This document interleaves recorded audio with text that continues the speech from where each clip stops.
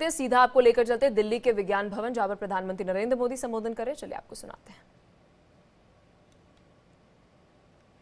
बहुत समृद्ध दलित साहित्य भी हमें दिया है।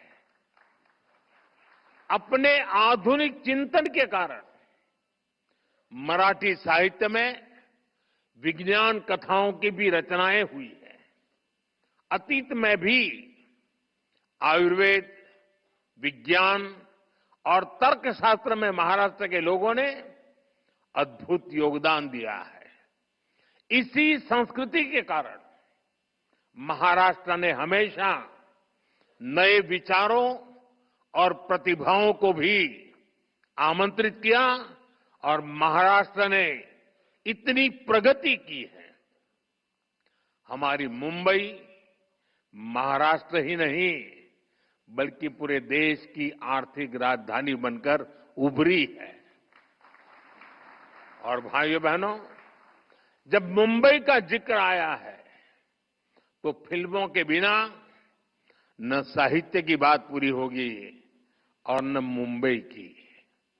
ये महाराष्ट्र और मुंबई ही है जिसने मराठी फिल्मों के साथ साथ हिंदी सिनेमा को ये ऊंचाई दी है। और इन दिनों तो छावा की धूम मची हुई थी।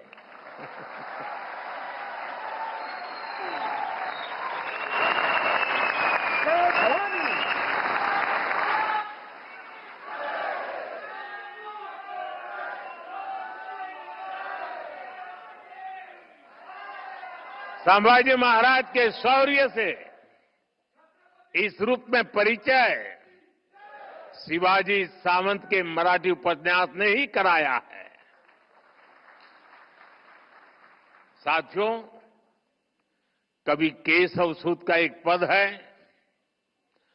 जूने जाऊं दया मरणा लागूनी जाळूनी किंवा परूनी टाका सड़त न एक्या ठाई ठाका। यानी हम पुरानी सोच पर थमे नहीं रह सकते।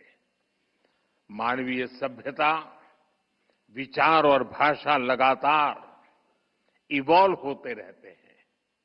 आज भारत दुनिया की सबसे प्राचीन जीवंत सभ्यताओं में से एक है, क्योंकि हम लगातार इवॉल्व हुए हैं।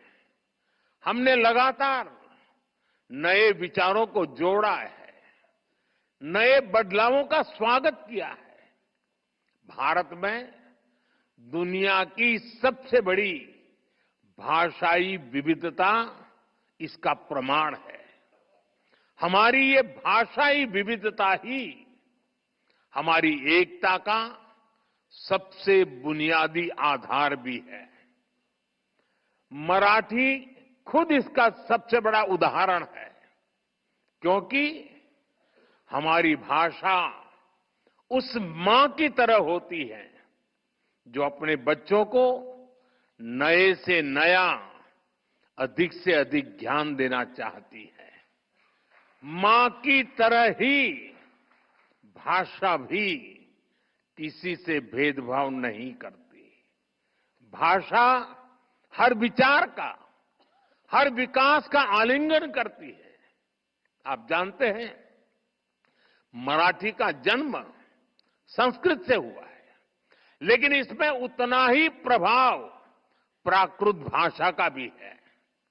ये पीढ़ी दर पीढ़ी आगे बढ़ी है। इसने मानवीय सोच को और अधिक व्यापक बनाया है। अभी मैंने लोकमान्य तिलक जी की गीता रहस्य का जिक्र किया। गीता रहस्य संस्कृत गीता की व्याख्या है। तिलक जी ने मूल गीता के विचारों को लिया और मराठी बोध से उसे और ज्यादा जन सुलभ बनाया। ज्ञानेश्वरी गीता में भी संस्कृत पर मराठी में टिप्पणी लिखी गई। आज वही ज्ञानेश्वरी देश भर के विद्वानों और संतों के लिए गीता को समझने के लिए एक मानक बन गई है। मराठी ने दूसरी सभी भारतीय भाषाओं से साहित्य को लिया है और बदले में उन भाषाओं को भी समृद्ध किया है। जैसे कि भार्गवराम विठ्ठल बरेकर जैसे मराठी साहित्यकारों ने आनंद मठ जैसी कृतियों का मराठी अनुवाद किया। विंदा करंदीकर, इनकी रचनाएं तो कई भाषाओं में आई।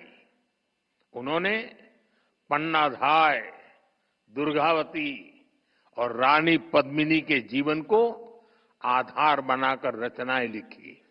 यानी भारतीय भाषाओं में कभी कोई आपसी वैर नहीं रहा।